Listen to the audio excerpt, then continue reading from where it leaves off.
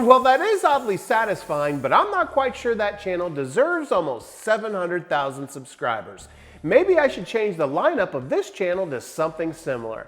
Welcome to Flynndogg Woodwork. So a couple of weeks ago, I had a minor mishap in the shop and I completely destroyed one of my tools that I use the most. So I just replaced it and we're gonna dig into this tool today. So I really wish I would have gotten this little mishap on film, as I squealed like a little child. He was terrified.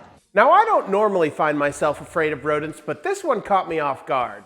As I was rolling my sanding station into my new shop, I had about 5 mice scatter everywhere and even crawl across my hand.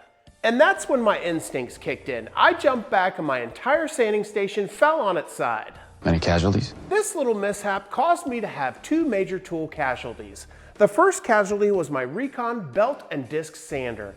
The second casualty was my rigid oscillating spindle and belt sander. So let's take a look at the damage done and see what I needed to replace. Let's start off with the Recon. As you can see, the table for the belt sander completely broke off the frame of the tool. Now the disc sander on this tool appears to be intact, but I'll be honest, I probably haven't used that disc sander in over 3 years. And now that I think about it, I'm not even sure I've used the belt or the disc sander in that time frame. And that's because shortly after getting that Recon, I upgraded to the rigid oscillating sander. And unfortunately, as I said earlier, I had 2 casualties with this mishap, and the rigid took a tumble as well. And when this sander fell to the ground, the pin that drives the belt on this tool completely bent and made this tool unusable. Let me show you what happens. Doesn't look good. And I looked to see if there's any way to repair this, but this tool is completely jacked up. And I don't want to jerry-rig a tool that's so important in my shop. And it's this sander that had the mouse hotel in it. And if I flip the tool on its side, you can see the nest where all those little mice were hanging out. Now the funny thing is, when both those sanders fell, the Recon really didn't bother me that much, but when the rigid fell, it hurt a bit. And that's because I'd say I use this sander in about 75% of my projects. So I knew I wanted to replace it, and you know me, I Googled deep and began researching a bunch of different types of sanders. And this is where I ran into a problem. One of the sanders I really liked was this sander made by Grizzly. This looked like an excellent belt sander and had all the bells and whistles I was looking for. But that sander had a couple of issues for me. The first issue was I wouldn't be able to get any replacement sandpaper without ordering it online. The second issue was that little bastard wasn't cheap. When I was researching it, it had a list price of $950. The third issue was that sander wasn't small. It had an entire base to it and it was going to take up some real estate in my shop. And lastly, there was no way to convert this sander into a spindle sander, which is a tool that I use regularly. So then I got on Amazon and I began to research spindle sanders, and the one that I thought I'd like to give a try is this Wen one, and this comes in at just over $200. So now we're looking at a $950 belt sander as well as a $200 spindle sander, and that's a total of, hold on a second, $1,150. And that's a lot of money, plus a lot of new real estate that I need to dedicate to sanders. So why am I fighting buying the same sander that's worked so well for me for years? And instead of $1,150 spent on sanders, that sander is only $300, which is the equivalent of a $850 difference. My calculations were wrong.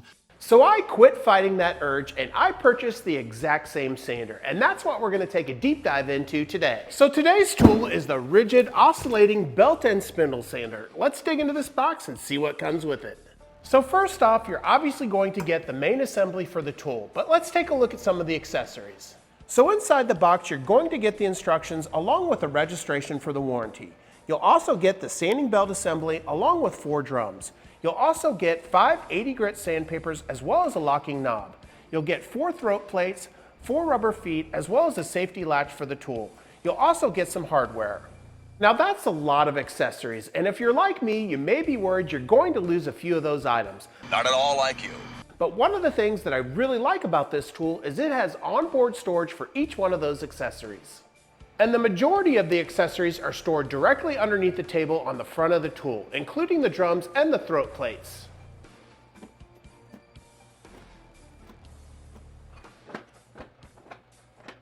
Along with the storage for the drums and throat plates on the front of the tool, there's also storage for the washers that compress the drums. And this storage is located directly above the throat plates. But that's not the only onboard storage for this tool. Let's check out the back and see what's going on there. On the back side of the tool is an area to store the belt assembly along with the 2 included hex keys. On the underside of the tool, the 4 rubber feet can be put into place. Lastly, there's a couple of safety features with this tool, one that's nice and one that I think kind of gets in the way. Now the one that kind of gets in the way is the support bracket on the base of the sander. This is meant to give you support as you're sanding your material. Now the nice thing, however, is this is removable so that you can get rid of it if you're sanding other items. And with the bracket removed, it allows you to take advantage of the curved surface on the edge of the sander. The second safety feature is quite useful if you have some smaller children, and that's a safety lock.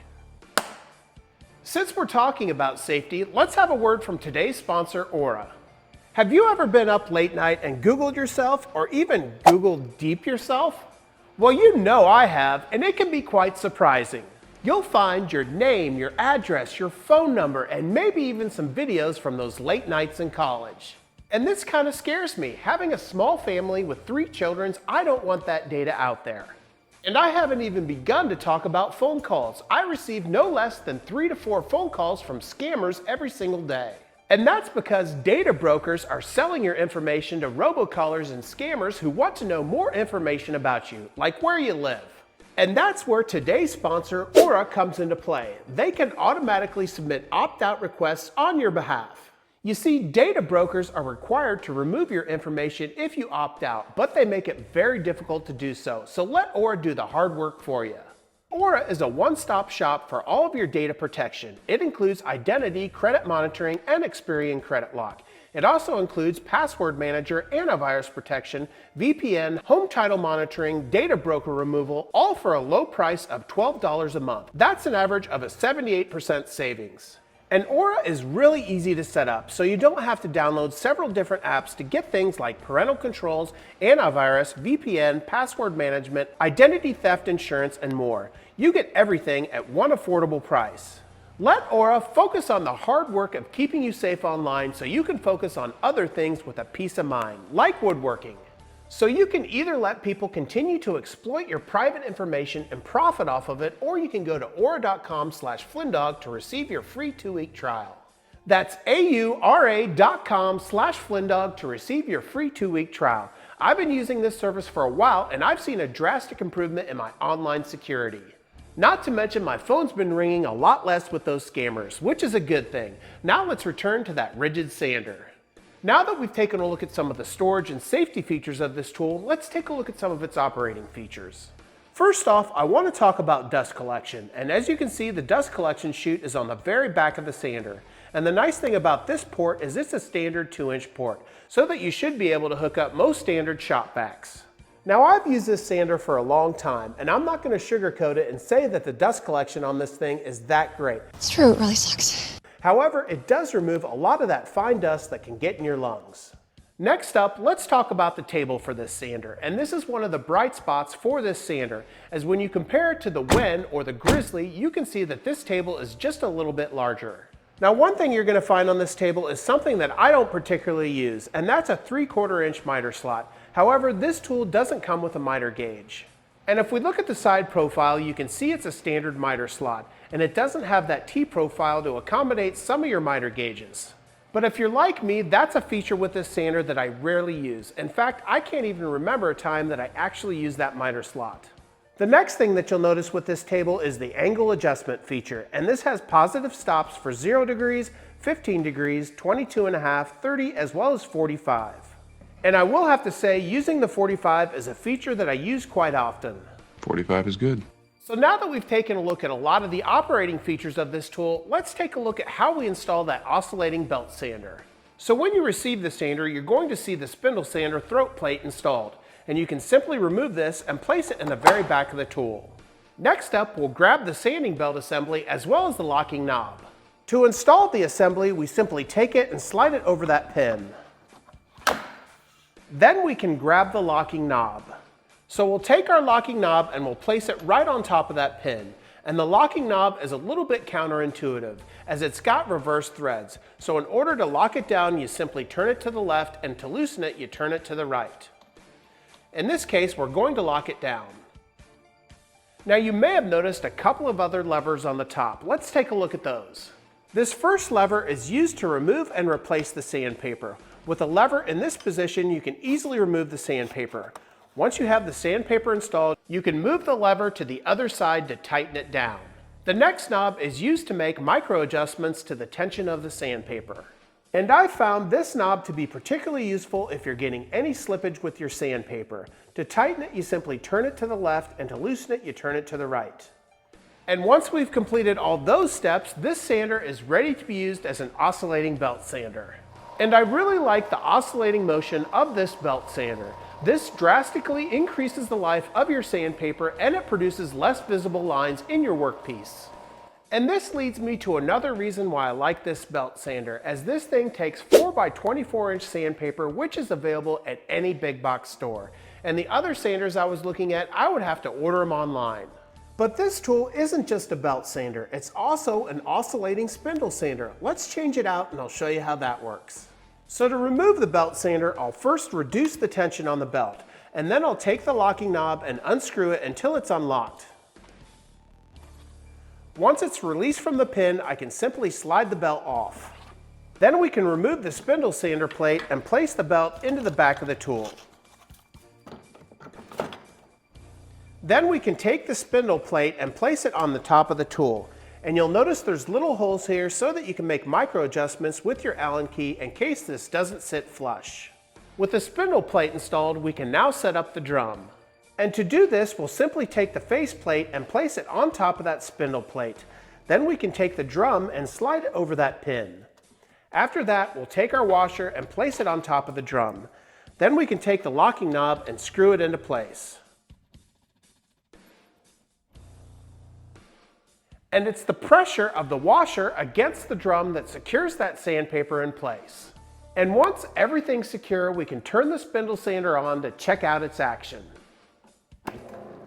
And here you can see how smoothly that spindle sander moves up and down, giving you those perfect interior sandings. And that about covers it for the basic operation of the rigid oscillating belt and spindle sander.